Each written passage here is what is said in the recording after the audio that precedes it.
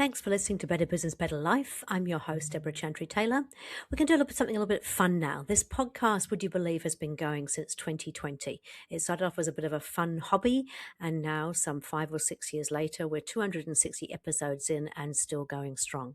Each week I produce a new episode, but I thought it might be fun to bring back some of the old episodes and leave them just exactly as they were. So no tweaks, no edits. So there might be a little bit of poor quality in there, but at least you'll get to see and hear from some of the most amazing business people that I've spoken to over those 5 or 6 years. I really hope you enjoy the episodes, and don't forget, if you ever need any help, just reach out to me. I'm only an email away, deborah@businessaction.com.au or deborah@businessaction.co.nz. Better Business, Better Life, here to help.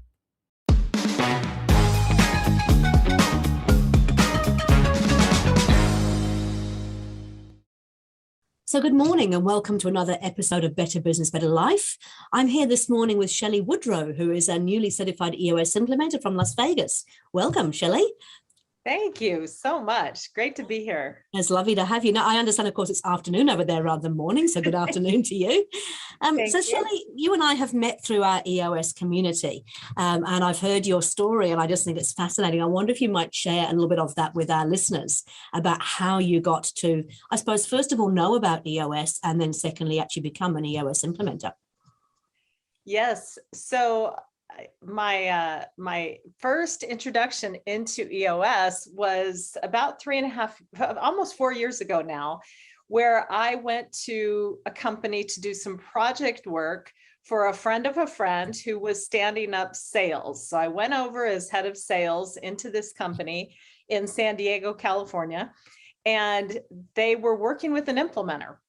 And they were running their business on EOS. And I had never heard of EOS, had no idea what EOS was, and got to experience using the tools and the disciplines firsthand as a leader on an EOS team. And then got to work with a professional EOS implementer, or we thought we were working with a professional EOS implementer at the time. We later learned we weren't, but that's a whole nother story. So I was introduced to EOS, fell in love with the system, and then went to Detroit about 3.5 years ago and got trained and became an implementer. So what did you fall in love with? Because I too fell in love with it when I saw it, but I wonder what it was for you that made you fall in love with EOS. So for me, it was the tools and the disciplines and the structure that it brought to a very non-structured sales environment. So it was very helpful as I was standing up a sales organization to have some structure that helped the entire leadership team in the business work more efficiently. Okay. And you come from an entrepreneurial background, don't you? You were telling me that your family all had their own businesses. How has that shaped the way that you view things? So it was interesting. My upbringing was through my family members who own businesses. And I don't think we called them entrepreneurs back then. They were just business owners. But my grandparents had the only grocery store in my little hometown in Michigan, and my dad ran a deli that he owned. And then my other grandfather had a state farm agency.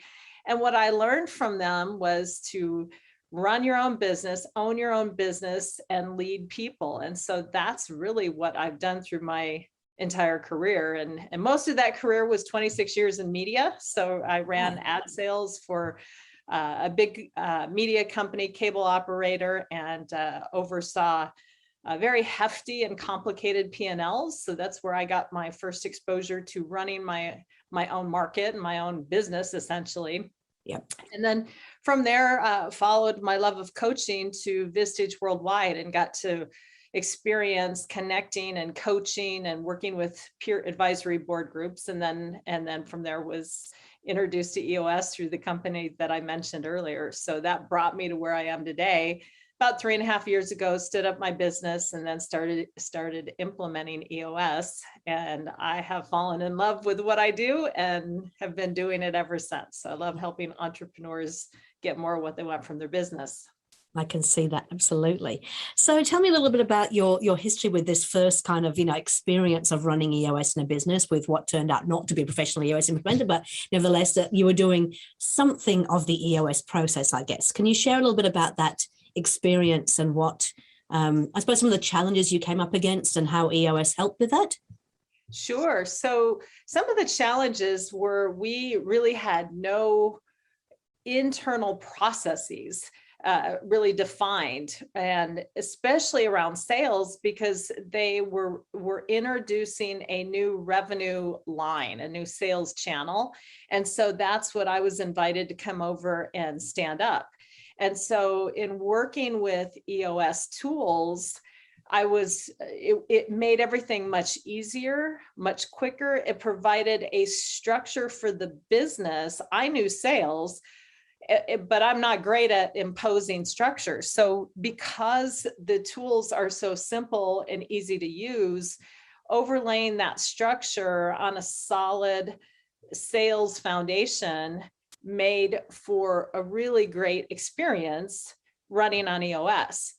Now, I later learned, after I went through the training and became a professional implementer, that we were doing many things that we were complicating and that were designed to be very simple, and we were making things harder than they needed to be. And so then I fell in love with EOS even more. Because of the simplicity, yeah. It's part of the reason that I sort of fell in love with it too, is that, you know, having done an MBA and kind of working with a number of businesses over many, many years, it just took all of that amazing kind of knowledge, but really simplified it down. And we all know that as entrepreneurs, you know, we get distracted by the bright, shiny lights. And so as much as you can make it simple, the better it becomes. Yeah. Yeah, absolutely. So in terms of, you know, when you went and did your training and you said you found that it was perhaps, should have been a little bit more simple. Can you give an example of, you know, where people, because I know that even businesses who try to self-implement tend to overcomplicate things as well. Can you think of an example where people might overcomplicate and what effect that might have on the business? Yeah, the experience share that I dealt with was we had a scorecard, and in our EOS world, what we advise clients is 5 to 15 numbers, 5 to 15 measurables on your scorecard that you can affect, that are weekly activity-based numbers. And on our scorecard, we had approximately 40 numbers. So you can imagine doing an L10 tended to run long. That was the other thing, because our scorecard measurables were so numerous. Our L10s always ran late, and I couldn't understand why we couldn't start and end on time. We were okay getting started on time, but always ran late. And in hindsight, it was because we were spending so much time reviewing way too many numbers, not worthy really of the leadership team's attention.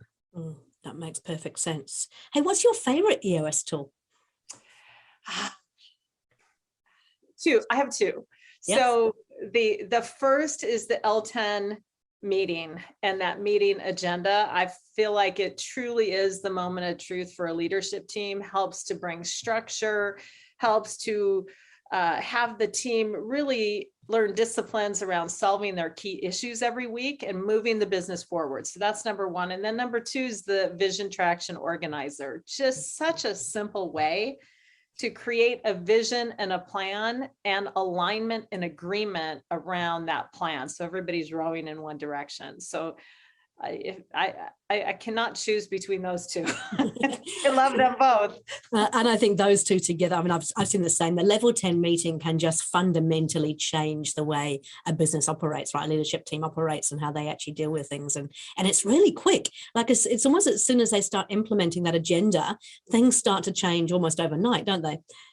Well, I think about when I do talks, I introduce this tool, I tend to publicly apologize to leadership teams that I've worked with in the past to say, I'm so sorry, our meetings weren't better. They were, in hindsight, more news and weather type meetings where we just shared around the table what was happening, and we never really solved problems in those meetings. And so it is such a great tool for issue solving every week, moving the business forward.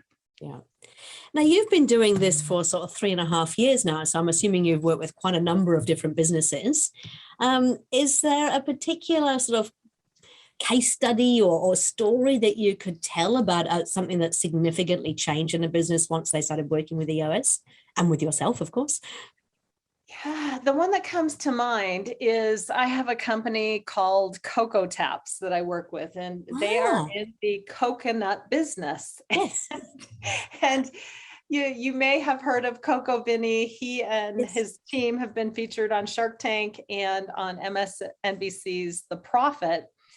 And what's unique about them is that they're really in a business that there is no competitor right now.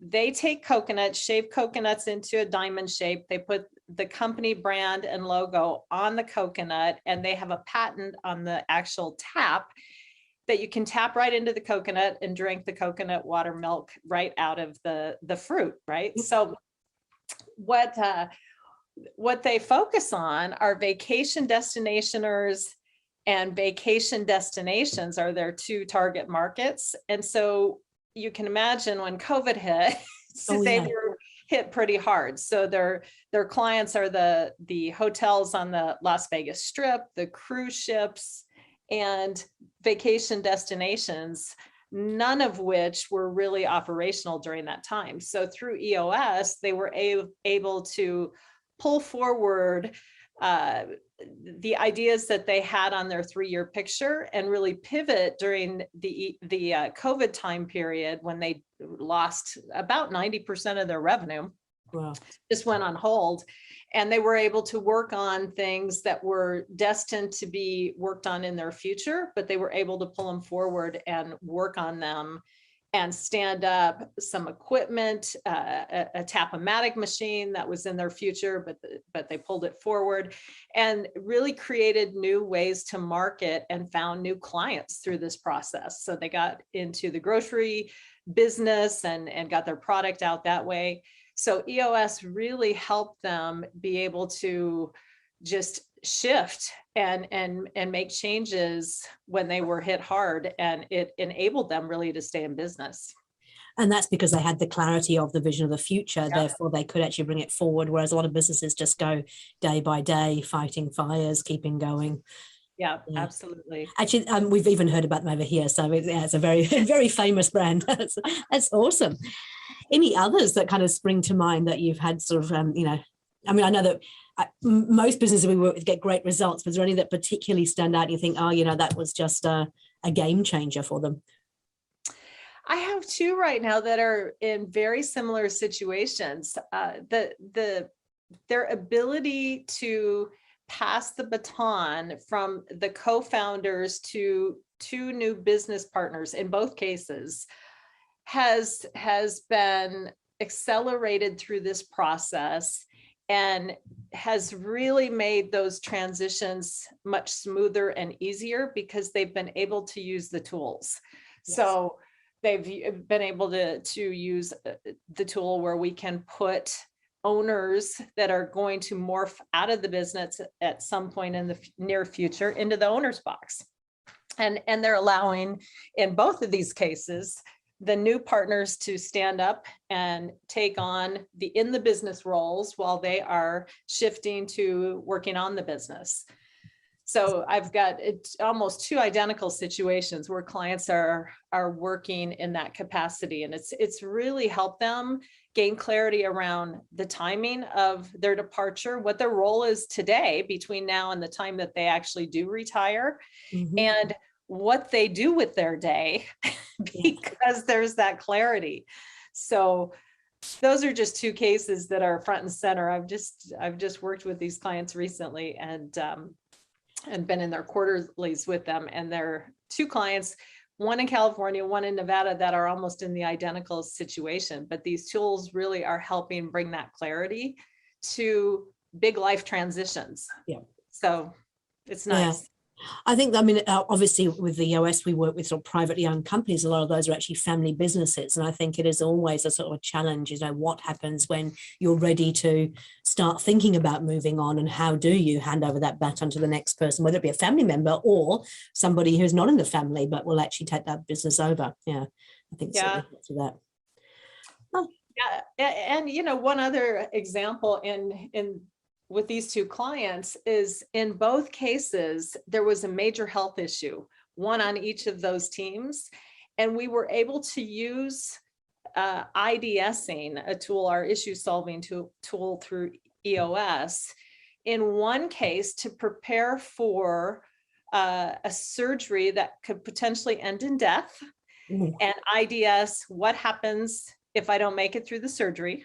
Yep. And we did that before the surgery. And in another case, after a major heart attack, we IDSed what and how to bring that visionary back in the right time frame, and decide what that visionary really was going to focus on that would bring less stress, more balance, and really more of the EOS life. So the tools can be used for really even dealing with health issues that affect the business. And I suppose, you know, that's what my little elephant here is that some of those things, they're not talked about, are they? Until sometimes it's too late. And I think that's what I love about EOS, is bringing all those issues to the forefront, making sure we are having those conversations and really getting to the root cause of what the issue is before trying to jump in and solve it. Yep. Yeah, absolutely. Okay, and I can see you've got your EOS Life poster in the background. Obviously, the podcast listeners won't be able to see that, but you've got that, and mine's actually sitting in front of me. Tell me about your EOS Life and what it means for you, and also for the companies that you work with. Yeah, so for the listeners, if you don't know what the EOS Life is, it's really doing what you love with people you love, making a huge difference in the world, being compensated appropriately, with time to pursue other passions. And for me, that means really having the right number of clients that fit my core values, and vice versa. We're a good match. That still leaves me time to spend with my family. So we love international travel, and we attempt to do a big trip every year, and have been pretty successful until COVID. So we're 2 years behind, but we love international travel and experiencing the world. And, you know, I love exercise and having time for my kids and my husband, and EOS allows for that. And, you know, my definition of an EOS life is probably different than yours, Deborah, or your listeners. And, you know, it's just defining what that is, and then living it. And so I feel like, I get to do what I love every day with people I love, and that in and of itself is just so rewarding. Yeah, we have an awesome cup. I get my energy from that. And so for business owners, you know, they sort of see that and think, oh, well, that's great for the EOS implementer, but it's the same for business owners, right? If you're actually spending time doing what you love in your business with people that you love, and, you know, you get to make that huge difference. And I think for a lot of business owners, just that having time to pursue other passions is the bit that tends to fall by the wayside most easily, isn't it? And we have the greatest tool that I love teaching when we're talking about the EOS life for our clients. Our delegate and elevate tool is bringing this joy forward to our clients through the tool that allows them to isolate the things that they don't love to do, they're not great at, they don't like, get rid of those things as soon as they possibly can over time. It's, you know, sometimes it can't happen immediately because there may or may not be someone to delegate to, but we find the who's. And when they can remove some of those things, they too get to get great energy that's derived from the things that they like to do, they love to do, they're focused on their strengths, their talents, and they're able to focus in the business where they want to add the most value. So they get to live the EOS life. And so that's part of the joy of this for me, is helping them see beyond the business results, but what kind of life do you want to live? What's your definition of the EOS life? And then helping them live it. I mean, I'm with you. My whole thing is called Better Business, Better Life. And it's all about really about having a better life by creating a better business. And I think that, you know, I see people who go into business because they want the freedom, because they want the time to do those other things, and they're not being completely consumed by the business. And, you know, it's hard to let go because, you know, I can, myself personally, I can do everything in the business if I wanted to. Most of us can as entrepreneurs, but should I be? And I suppose if you think about, if you're doing things like the accounts, which I really don't don't like, that energy that you get from doing that, it just drags you down. It's like house cleaning. I always give the example of house cleaning. I say, anybody who has not got a house cleaner, you're mad, because at the end of the day, for me, that's 3 or 4 hours a week that I could spend. I'm a really, really good house cleaner, but spending 3 or 4 hours cleaning makes me feel miserable, versus having 3 or 4 hours where I could be out cycling or doing things that I love, photography, whatever it might be. It's just, that energy is the most important thing. And that's the same goes with business. Why are we doing things that we hate so much? Yes, we have to protect doing what we love. Yeah. Do more of it. Completely agree. Okay, so I forgot to ask you right at the beginning. You've obviously had quite an interesting life, from the entrepreneurial family background into, Vistage, doing the sales and the media stuff. What would you say is your professional and personal best so far? Because we always talk about these in our EOS meetings. I think it's really interesting to learn about people.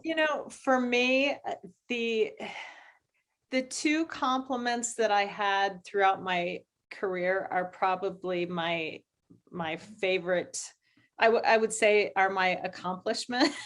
And one of them is going to sound wacky, but I think number one is leaders. It's our job as leaders, whether we're business leaders or leaders in life, to help create other leaders that have the skills and abilities to develop and create other leaders. So first and foremost, that gift that I've been given is to be in those positions where I can work with leaders and help them grow and thrive and develop, has been one of my proudest accomplishments. The other is how I treat people. I remember somebody saying one time, you fire somebody and they come out of your office and they give you a hug and they say thank you. And they genuinely meant it as a compliment, because it was about treating people with dignity and grace and humility and all of that. And so I was just so proud of that, because as leaders, we sometimes have to make those tough calls. And I think in business, there's the what you do and the how you do it. And so I've worked really hard to treat people with respect and dignity and grace. And even when we're making tough decisions, just to do it in the right way. Yeah. So those things I'm pretty proud of. Perfect. Yeah, it is interesting. Actually, I was going through some old photos on the weekend, and back in my very, very early career, I was a general manager of a wood manufacturing firm, and we had a lot of gang members who were actually working in the factory. And as a consequence, not that all gang members like this, but a lot of them were not very good at turning up on time, or they would, turn up sort of days later than after they were supposed to. I remember having to get rid of one guy because it just wasn't working out for him or for us. And so I had the conversation with him, and we decided it was best that he actually leave. And then at the end of the week, we had a little bit of a farewell for him. And there's a photo of him, sort of me sitting on his lap. He was really actually quite grateful for me for sacking him, which seemed quite odd. But yeah, I know what you're saying. It is about the way that you do it, and making sure that you're looking after both parties, because sometimes getting rid of people is the best thing for them as well. Oh, absolutely. In most cases, it is, because they tend to not, if it comes to that point, there's usually a right people, right seat issue, and it's not good for either. So it can be win-win. That's a really good point, actually. Right people, right seat. Give me your perspective on right people, right seat, because it's one of the things we talk about a lot in EOS. Yeah, so for me, it's just aligning core values and hiring and bringing to life and living and breathing core values and using them to get right people. So people that fit the culture of our clients' organizations, of my organization, people that I want to attract into the company. And right seats, people that are great at their jobs. They have the skills, the abilities, the desire to be great at their jobs. They're high performers. And so I've always believed, way before EOS, that you have to have the right people in the right seats. A high performer who doesn't fit the culture can kill the culture. And people that are just so perfectly suited for your business from a cultural, from a HR standpoint, that aren't performing are going to be problematic as well. So it is truly important to have both. And And a hiring example is, back to my coconut friend, one of their core values is trail maker. And so because they're in such a unique business with no competition, Yep. if they hire somebody that doesn't have that essence of trail maker, doesn't understand that there is no path to follow, that this company is forging the path, if that employee candidate needs structure, needs a proven way, needs a lot of hand holding, they will fail miserably, because in this company, they are finding the way every day, because they are new and there's nobody to follow. Yeah. They're leading.